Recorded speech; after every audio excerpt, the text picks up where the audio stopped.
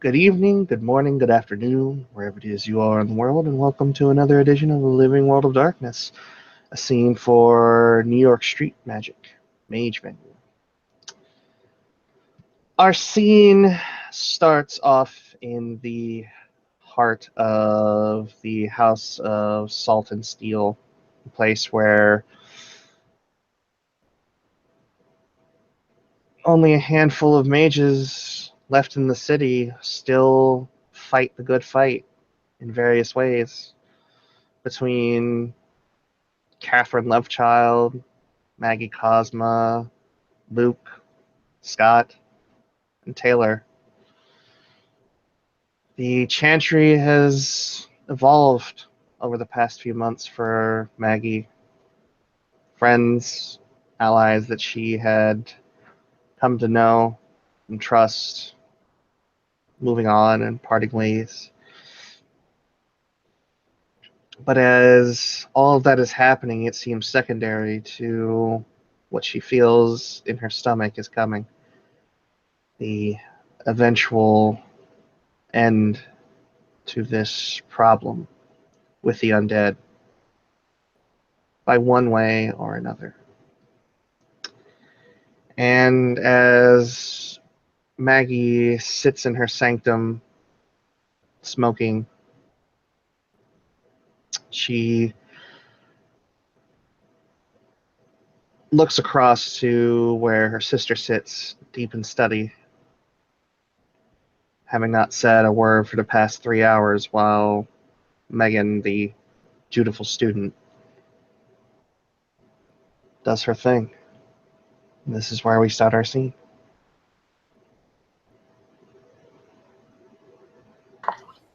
Ever since collecting her from yet another vampire induced dangerous situation, Maggie had been fostering and mentoring Megan in the ways of magic. And though she hasn't quite cracked it yet, Megan has shown some small signs, some beginning steps of maybe not awakening, but getting a grasp on hedge magic. As she studied the Thanatos tomes, in front of her now, for quite a while, has been several pots of plants, each with little sprouts in them. And Megan, doing her best to put the ingredients together, say the right words, anything to make them grow a little faster than normal. It's hard to tell how successful she's been, though, as the plant she'd been working on only maybe an inch higher than the control plant or the one she hadn't touched. She seems a bit frustrated as she stares between the two of them.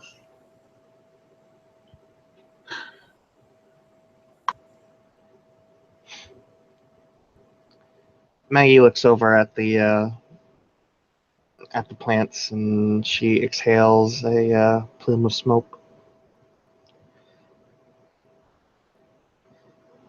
You know, sometimes it's not all about just the academic application, Megan. I don't know.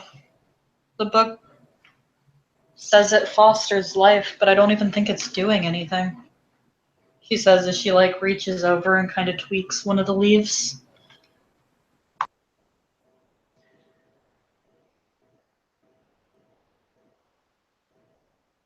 Maggie stands up and she walks over, puts the cigarette out in a very overfull ashtray that sits at the far end of the room, and she sits down on the other side of the small floor table, and she looks at the plant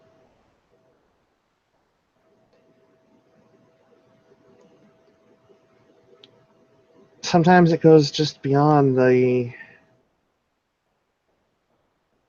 point of using this, and she'll tap the side of Megan's head. And it comes from a place more like this, and then she'll tap Megan on the chest just over her heart. I don't know. I don't know how emphatically, how passionately I can burn sage over a plant. You're still thinking like an academic, like you did back in college. It's magic. It's not a science. Or at least, for most, it's not a science. Or some, it's not a science. I don't know. I never really got a chance to converse too much with Escher about paradigms. But everything you've been learning, keep watching, and you have this intense scowl on your face every time you try something, like you're doing homework.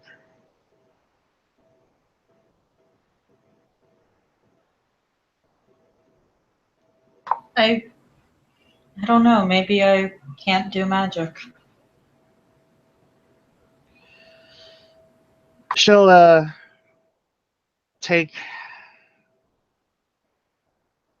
her sister's hands and put them around the test potted plant. And she'll sort of bump her head against Megan's.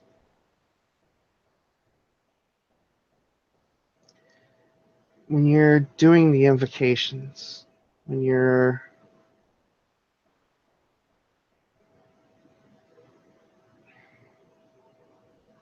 trying to make the effect you want to have happen, you have to think about something that fosters it for you. You're trying to encourage something to grow. Growing is warmth. Life is warmth. Think about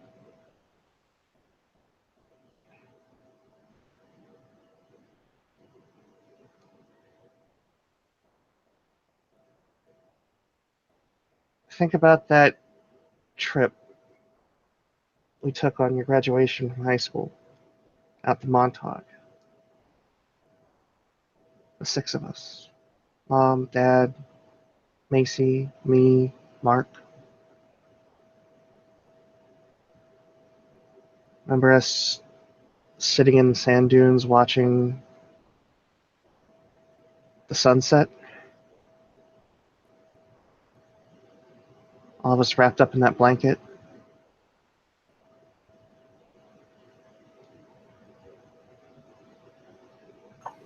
Yeah. I remember. I just don't know how that'll help this plan.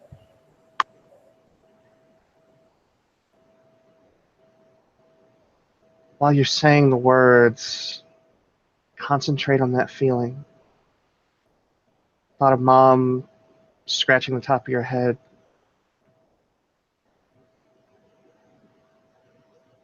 Me and Macy curled up against you.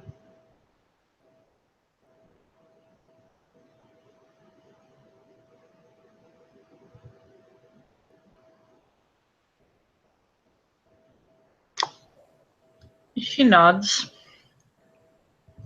And after closing her eyes and taking a deep breath, she'll hold her hands out to the plant. And rather than reciting, she'll just try to whisper to it. The plant doesn't respond in a phenomenal way. Although Maggie will see as it very gently uncurls just a little bit. And the leaves stand up just a little bit more. It's subtle enough that if she weren't watching, she probably wouldn't even see it. When Megan opens her eyes, she just kind of sighs in disappointment.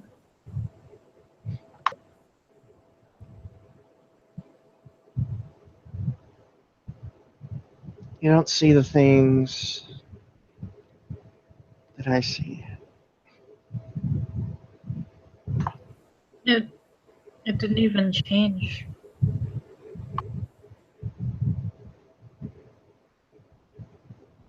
It opened up to you. Like the leaves stretched out fully, ready to receive sunlight. For they were mostly closed up, like a blossom at night.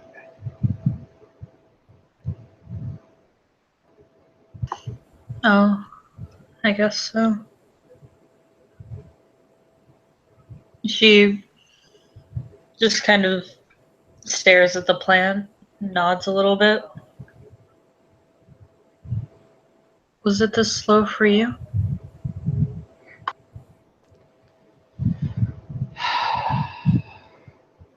For some things, yeah.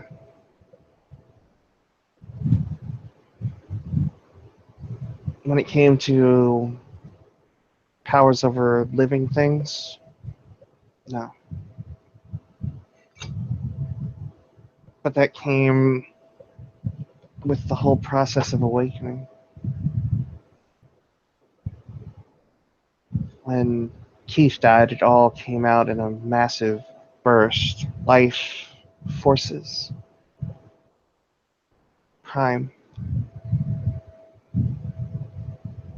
It flowed out of me in such a high amount that I don't know. Certain things came naturally, and this affinity I have for life was there when I woke up from the coma.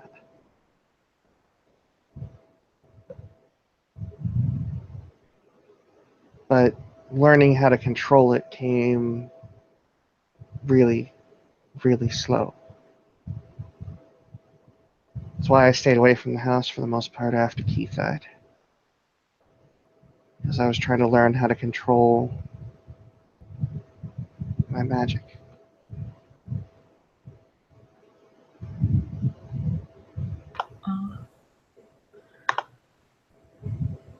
I I guess that explains a lot.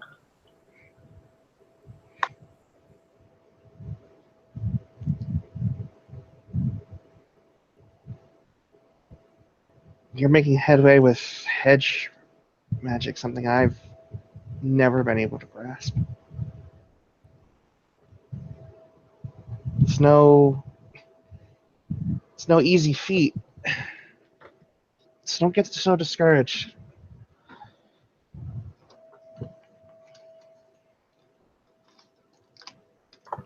Is there a difference between hedge magic and your magic? Well, I don't understand all of the ins and outs of it, but the few things that I've been told is it's not quite as powerful or potent or even open-ended, but it comes with almost no penalty. Nothing tries to lash back at you for using that power. Meanwhile, true magic like ours, it has its limitations. Reality only lets you push so hard before it pushes back.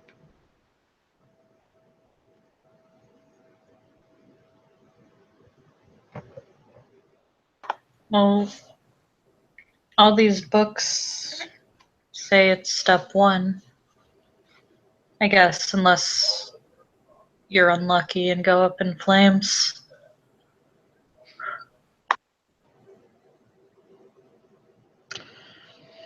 Yeah.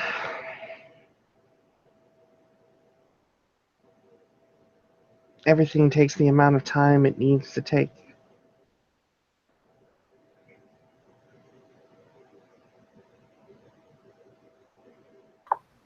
philosophical.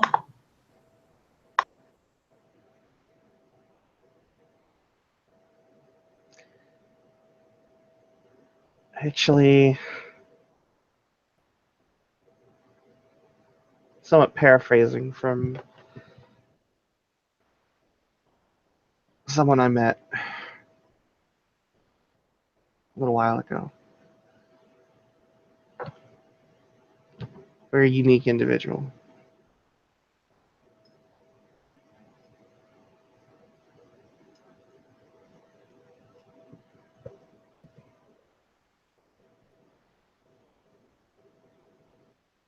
But don't worry about it for now. You're making progress. Well, I'm glad at least you can see it.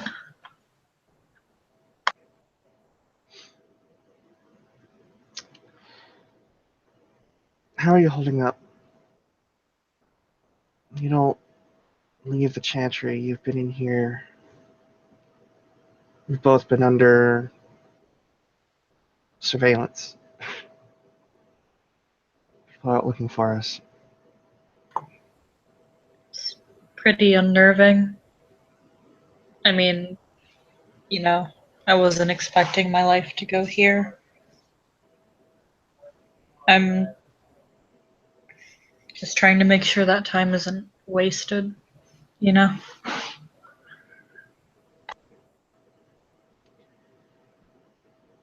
Garrett and I are working on it.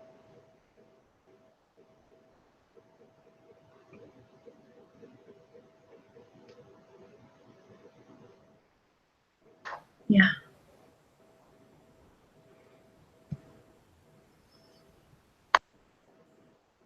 Look, there's something I've been wanting to ask you. What's that?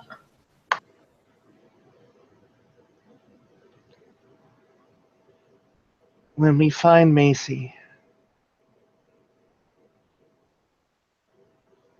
she may be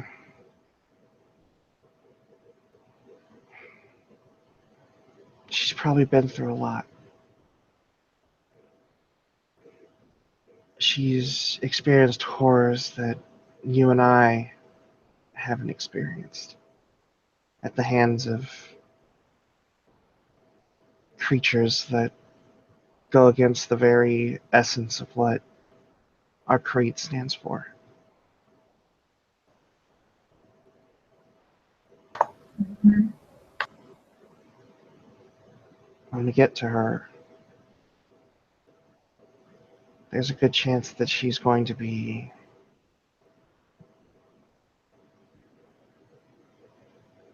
damaged.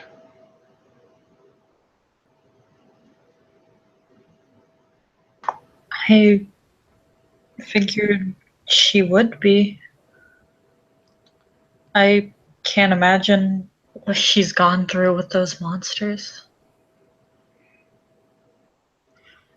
If we get her back, I'd do anything to help her be our sister again.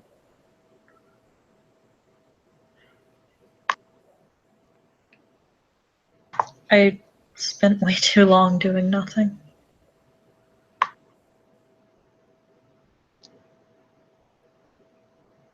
What if,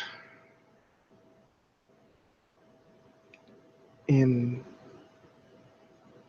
the process of trying to heal those wounds, all we're doing is prolonging her suffering?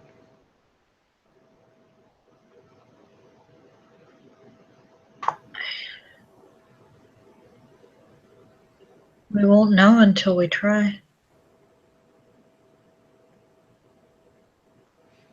And isn't that up to her?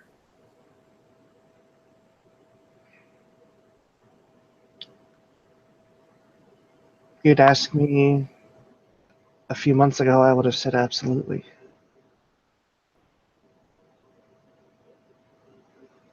But after what happened with Rose, I'm not so sure anymore. But if she's still Macy, she has to have a choice. I don't know if those things can crawl into her head or whatever, but if she's still her, she's still our sister.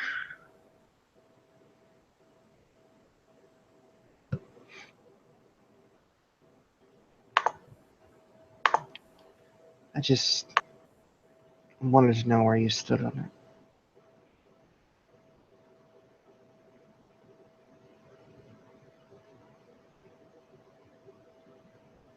it. She nods.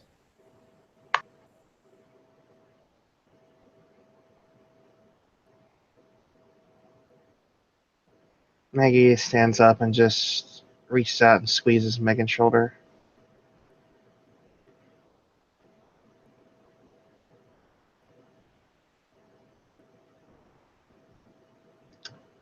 I think you've studied enough for tonight. Why don't you take the rest of the night off, clear your head. Yeah.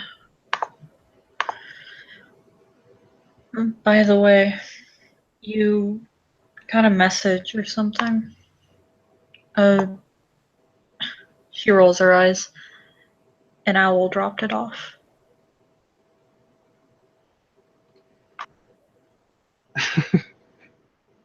All right. Where'd you put it? She'll point over towards the little kitchen area. It's sitting with the mail. It's fairly obvious what she's referring to because there's one of those rolled up parchment papers that looks like it would fit in one of those tubes you give birds.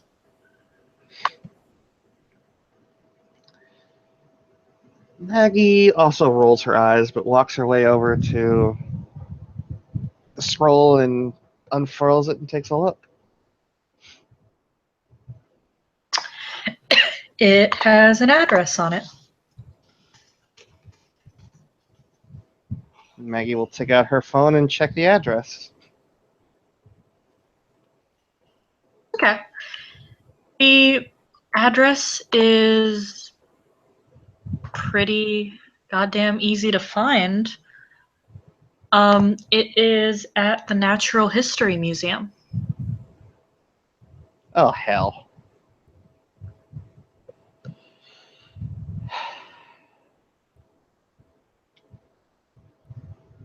Maggie will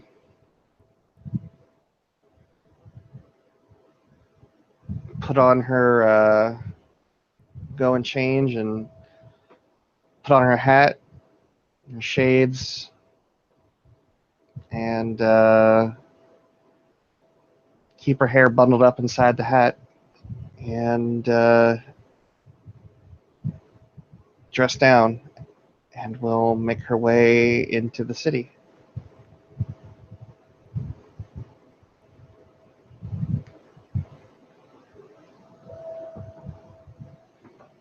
Okay.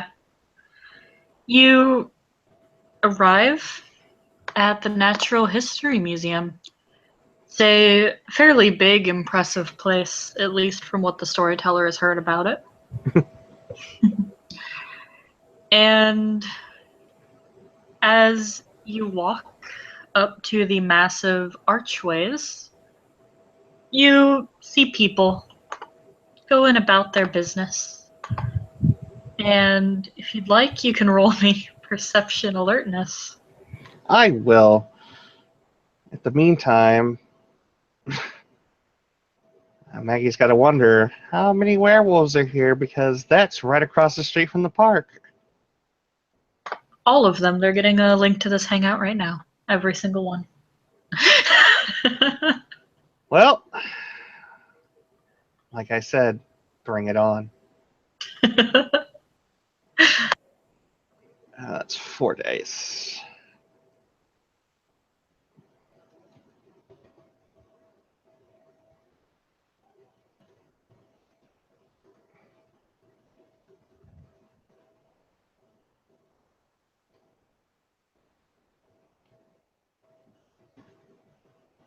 2 successes. Okay. You see a little brown owl that appears to be sleeping in a bush. It has a little collar on one of its legs.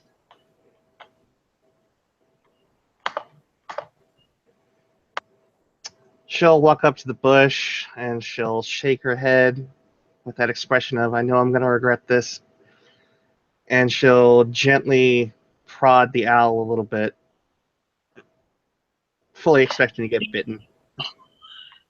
The owl hoots in terror as it's woken from its power nap, and it will very much bite her finger. One of those like quick bird nips. Yep. She starts shaking her finger. Kind of thought that was coming. It just stares at her with its big owl eyes. It squints occasionally because it's daytime. She'll pull the scroll from her pocket, show it to the owl, thinking, well, this is going to go one of 2 ways. 1, the owl understands and will do what it needs to do. Or 2, she's going to look like an idiot holding out a piece of paper to an owl in a bush. The owl eats the scroll. After an awkward enough amount of time, just long enough for Maggie to wonder if like she just fed an owl paper and didn't do anything productive, the owl will peck around at the ground and it'll pull a small silver chain out and hand it to her. She's going to crouch down and just kind of whisper under her breath, if you're a familiar and you bit me. The owl, as Maggie is accepting the chain, will also hawk up an owl pellet into her hand. She's just going to look at him with this, or look at it with this just look of disgust. That's vile. You did that on purpose, didn't you? Hoo hoo. It'll fly away. Does the owl pellet look at all remarkable, or is it just an owl pellet? There's something shiny. The silver chain appears to be connected to the owl pellet. Would you like to break open the owl pellet? Yeah. All the nice little mousy bones inside, I'm sure will be great. Yeah. You pick through the pellet. There are indeed lots and lots of bones. On the other end of the silver chain that you find is what looks to be a tiny skull. Kind of looks like a cheap souvenir from the gift shop, now that you think about it. Little dinosaur skull.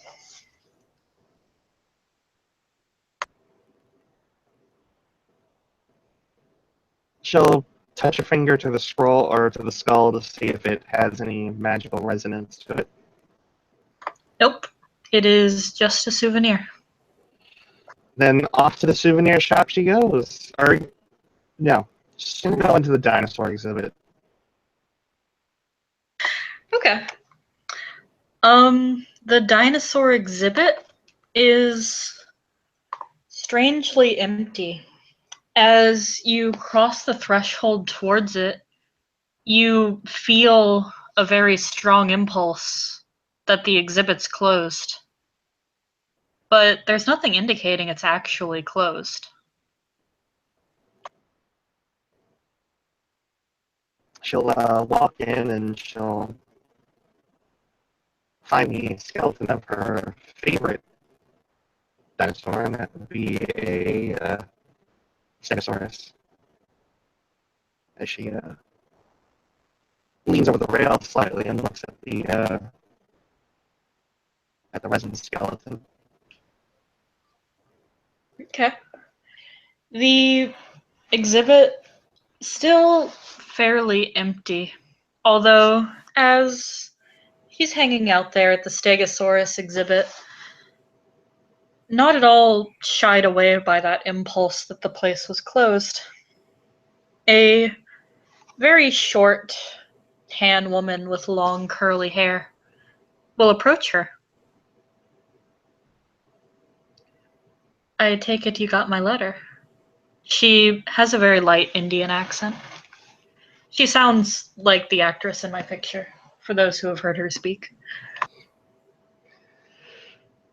Maggie will respond in Hindi and smile. I might have. She'll go ahead and switch to Hindi as well. I apologize for us taking so long to get back to you, but we heard it was urgent.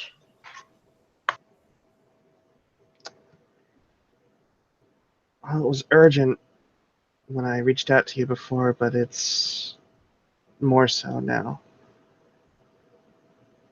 But something I wouldn't want to talk about here. I can assure you we're perfectly safe here. Isn't this wolf country? She shrugs. Wolves have never bothered me. Sure, they smell a little, and sure, they eat all your food, but she shrugs. Different cultures, right? He actually has to take a moment and think on that. Because Olaf was never anything but polite because it was his job, and Garrett doesn't eat her out of house and home because, well, Abraham probably prevents him from doing that because he beats Garrett to it. So she'll set her bag down and lean against the handrail.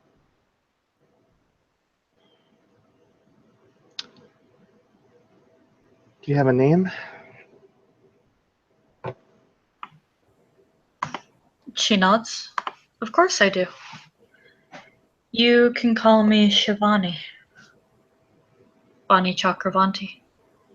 It even rhymes if it makes it easier.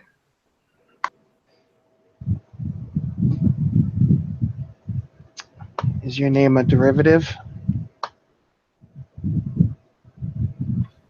It's neither my birth name nor my true name.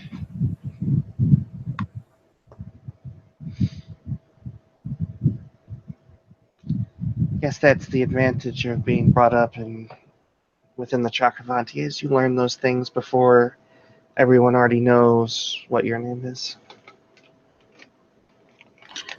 She gives a bit of a laugh.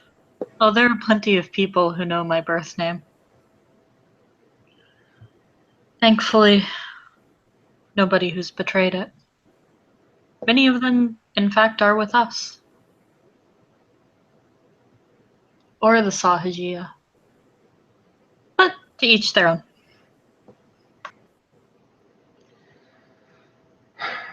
Well, I am Maggie Cosma, Vani Chakravanti,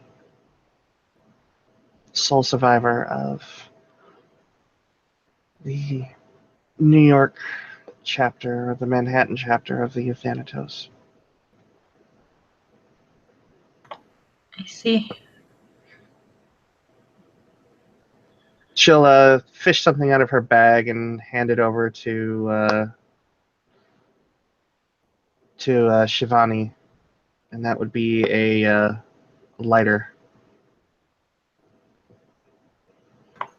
She'll take it. What's this?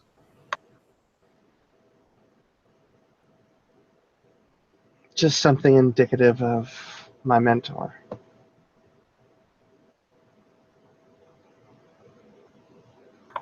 I see. She's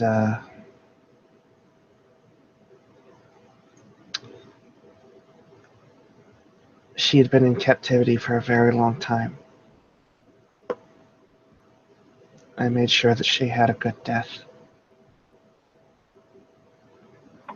She gives a bit of a solemn nod. Sometimes that is all we can do for our loved ones. I'm sure she will return. And perhaps be much better off than in this life.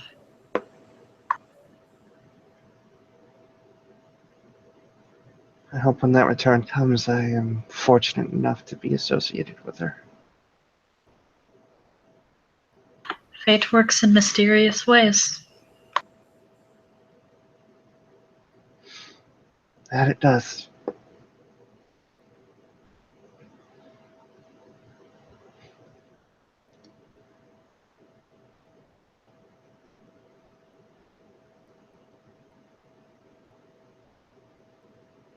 I don't know how much you know about my situation.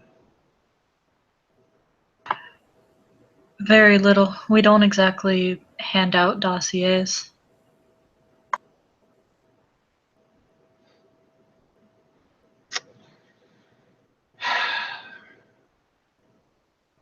A powerful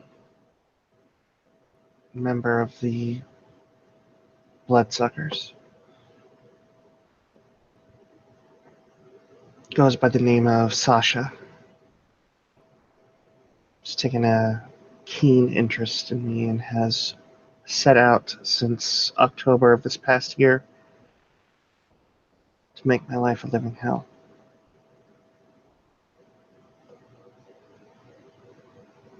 It kidnapped my father and my younger sister. It turned my older brother, who in turn killed my mother.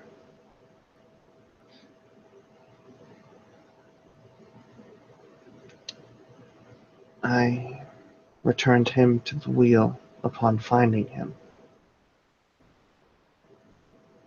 And my eldest sister, I managed to rescue.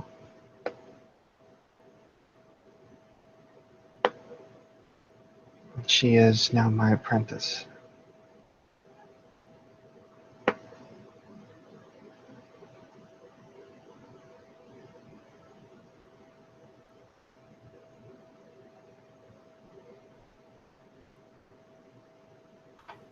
I see.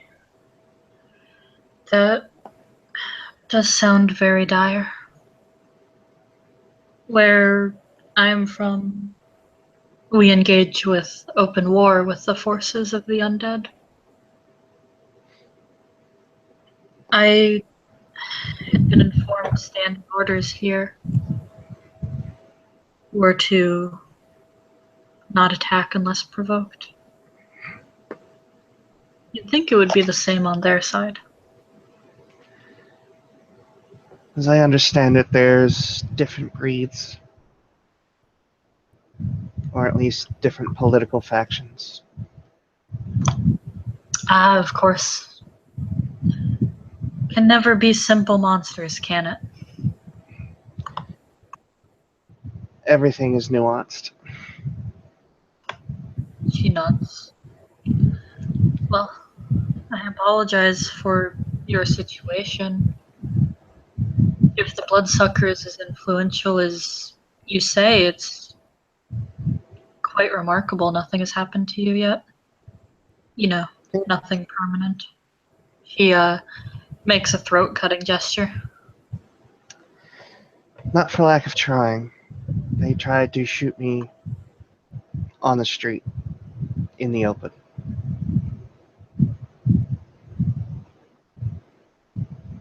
After I wouldn't go with them into essentially a candy store of all things. Bizarre. Well, if you're trying not to give off the vibe of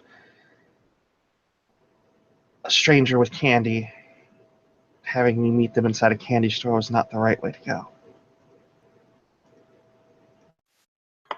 It very well could have been intentional. Poetic. It's some sick form of it. What sort of help were you looking for from the Chakravanti? My branch is a bit tied up at the moment, dealing both with suits and fangs. I'm not interested in logistical support in a sense that you might think. This is my mess. And I have people that are of a supernatural persuasion that are going to help me. One of which I'm very closely tied to. I see. What group, if I can ask? She'll gesture out the window towards the park. The foreign lady who doesn't live in New York just kind of blinks a few times. And Maggie picks up on that, I'm sure, after a few awkward moments.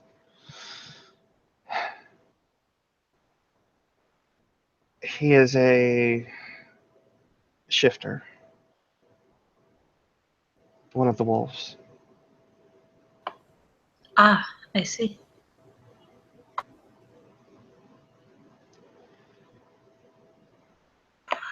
So, what are you looking for? I have been under the influence of the Fangs before. My apprenticeship came in no small part to the assistance that Rose gave to me.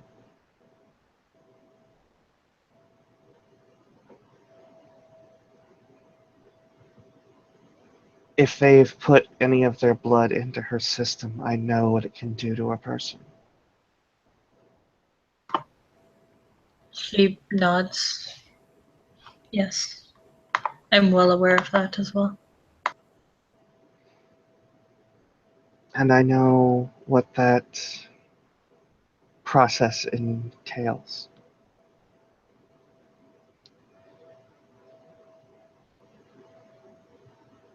She needs to be isolated and unable to get to the source of what she craves.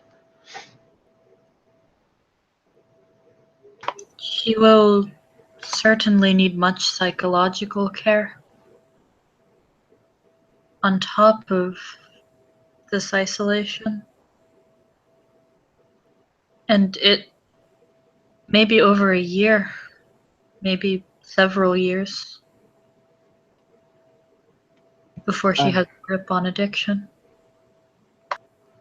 I'm aware of that. Which is why I'm hoping that you are at least familiar with the facilities of the Temple of the Wheel. One of the rooms they had in particular. I had never attended this particular chantry. Do you understand the concept of time dilation? I do, yes. One of my Cabal mates is quite well versed.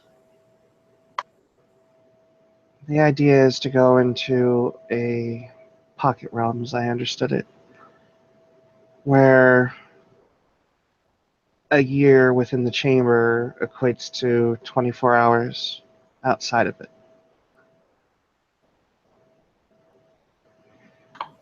It would take very powerful magic to do that. It would also take very much time. I'm not saying we can't help you with it, but that is a significant amount of resources.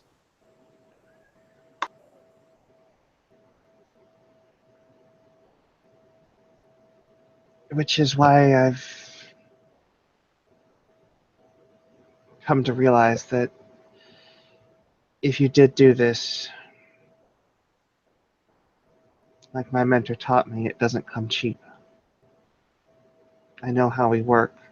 And I know you'll want something in return in your investment, so to speak. Indeed.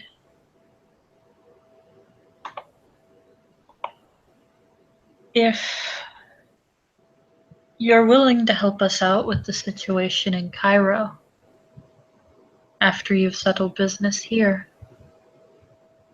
I think that could be deal enough. It's quite dangerous, though.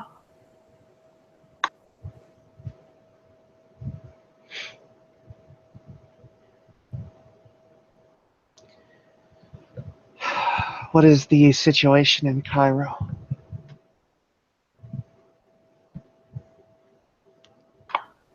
Open war with the undead.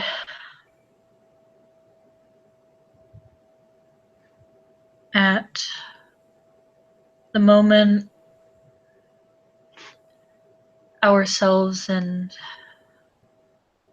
some fangs, the ones with the affinity for snakes, fighting over the contents of a pyramid that got unearthed. Both of us fear or are excited by what might be inside.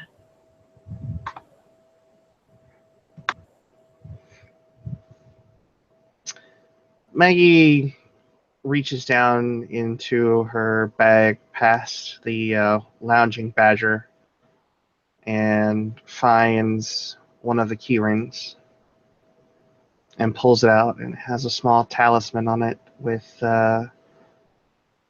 a painted emblem of the Forces sphere on it.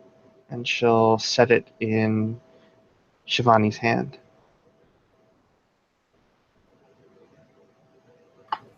She'll take it. What is this?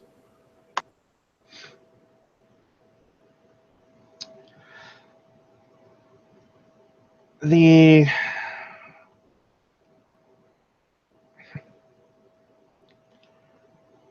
my own take on a rote from our tradition.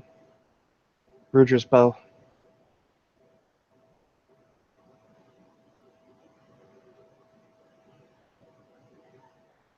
This item completely vaporized several gray suits.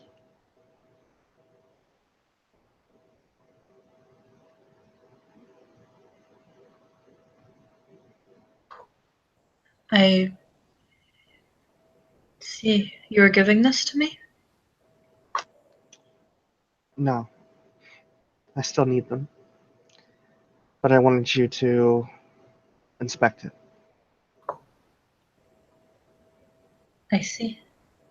I've not had anyone of our tradition to critique.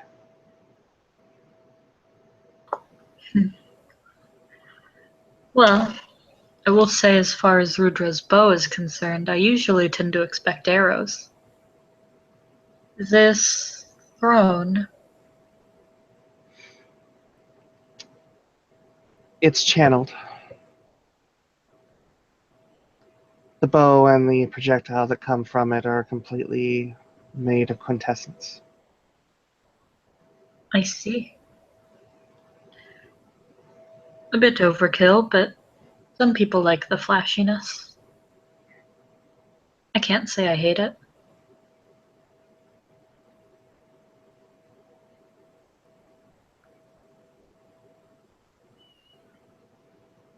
There's not much else I can do to critique it unless we release it. I don't want to do that right here or anywhere near the park. I can understand why. Besides, these skeletons are fantastic pieces of history. Would be a shame to lose them. Yeah. Wouldn't want the building dropping down on top of us. Indeed. But that is something I bring to the table. And if you're willing to help my family, my entire family, then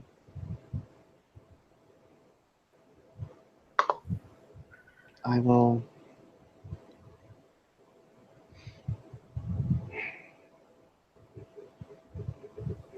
go where you need me to go.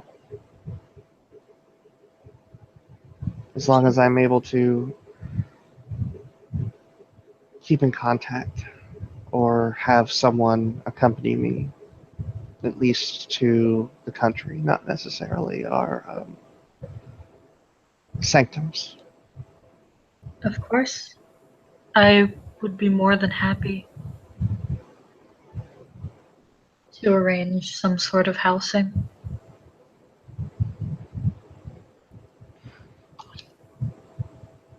And if we should be successful in the Cairo campaign,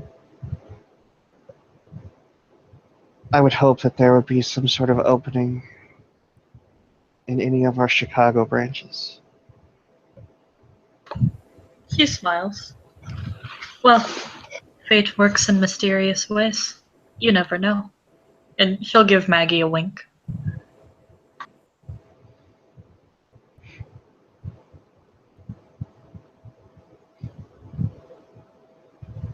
Maggie just kind of smiles as she doesn't really focus on Shivani. She just sits back and sort of looks down at her feet.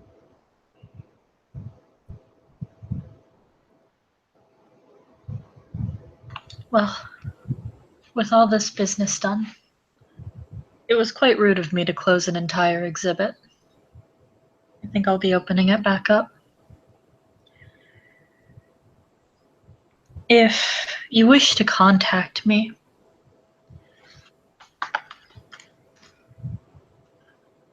I am currently staying at the Times Square Hotel. Ask for Kala.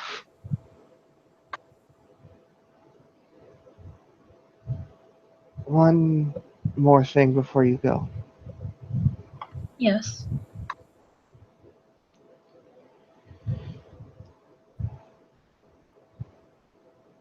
If something should happen to me,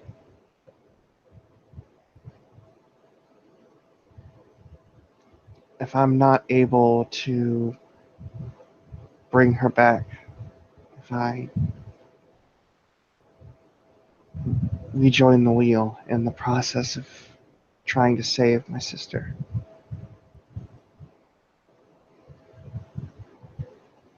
I have no doubt that there will be others there that will pull her out of the fire. I would like you to find a proper teacher for my sister Megan, and if she is still alive, honor the arrangement we have for Macy, my younger sister. Of course. They will both be well taken care of. As will your wolf friend, if it's at all possible.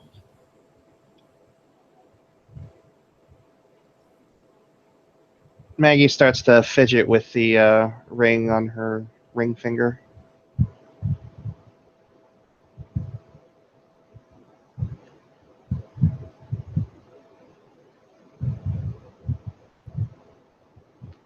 I don't know how willing he'll be to let you help him, but it's appreciated. It never hurts to ask a question. I'll make sure that he knows. She'll nod.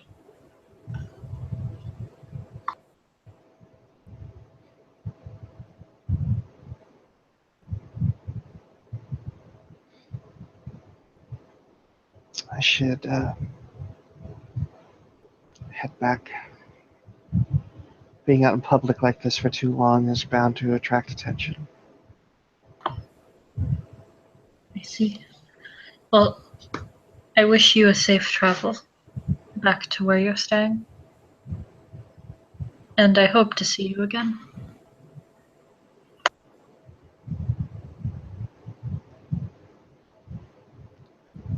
hope for the same thing, and I wish you much the same. And she'll smile and give a nod. Maggie will feel the very faint shiver as the magic in the area gently fades away. A couple people will very soon begin to wander into the dinosaur exhibit, no longer positive it is closed. And Giovanni will give Maggie one last smile and wave before turning around to explore the rest of the exhibit.